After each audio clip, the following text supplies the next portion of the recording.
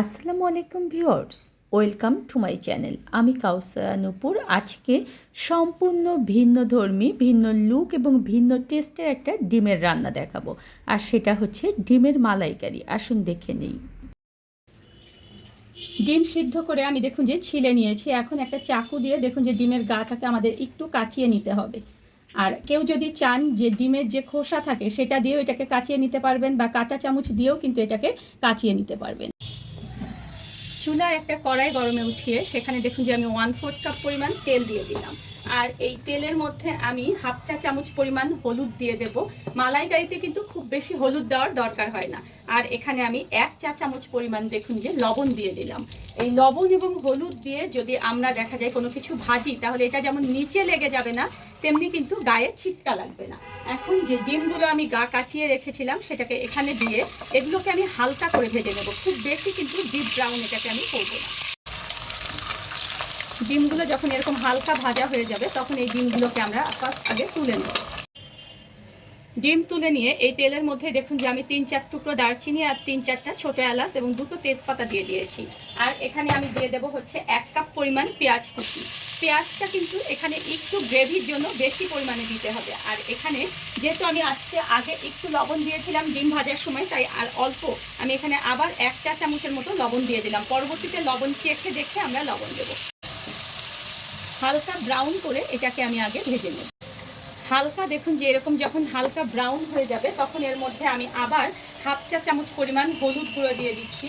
আমি এখানে 1 টেবিল চামচ পরিমাণ দেখুন যে শুকনো মরিচের গুঁড়ো দিয়ে দিলাম। এটা যদি আপনারা কেউ কমিয়ে বা বাড়িয়ে দিতে চান সেটাও দিতে পারবেন। আর এখানে আমি দিয়ে দেবো 1 কাপ পরিমাণ পেঁয়াজ বাটা। পেঁয়াজ বাটাটা অবশ্যই এখানে কিন্তু দিতে হবে, তাহলে দেখবেন যে মালাইকারির গ্রেভিটা অনেক সুন্দর হবে।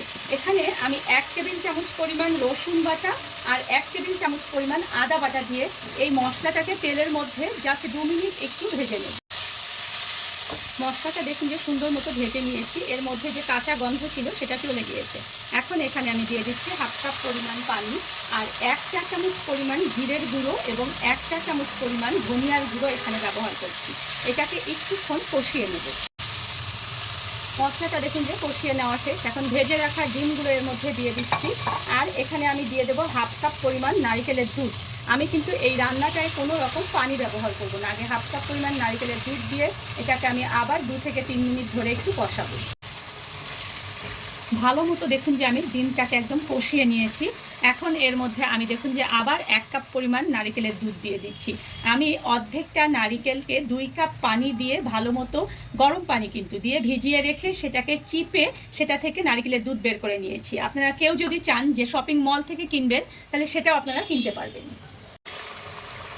সুন্দর একটা বলক চলে আসার পরে এখানে দেখুন যে আমি গোটা 4 থেকে 5টা কাঁচামরিচ দিয়ে দিলাম। বেশি দিলেও কিন্তু কোনো সমস্যা নেই, কারণ এখান থেকে ঝাল বের হবে না, জাস্ট এখানে কাঁচামরিচের একটা ফ্লেভার বের হবে। আর 1 চা চামচ পরিমাণে এখানে আমি দিয়ে দিলাম গরম মশলার গুঁড়ো।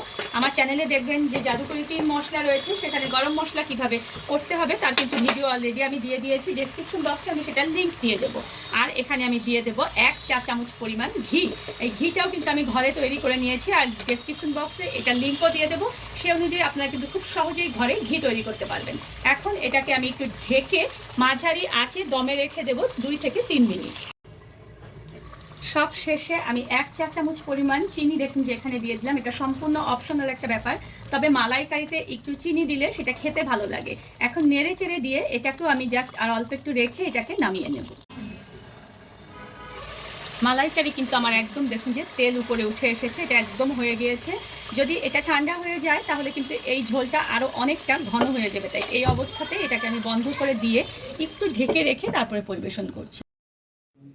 ভাত, পোলাও, খিচুড়ি যে কোনো কিছুর সঙ্গেই কিন্তু এই ডিমের মালাইকারিটা খেতে অসম্ভব মজাদার। আর একটু ভিন্নধর্মী রান্নার জন্য এটা কিন্তু সবাই পছন্দ করে। ধন্যবাদ সবাইকে আমার সঙ্গে থাকার জন্য। আর আমার পরবর্তীতে আরও নতুন কিছু পেতে হলে আমার চ্যানেলটি সাবস্ক্রাইব করুন।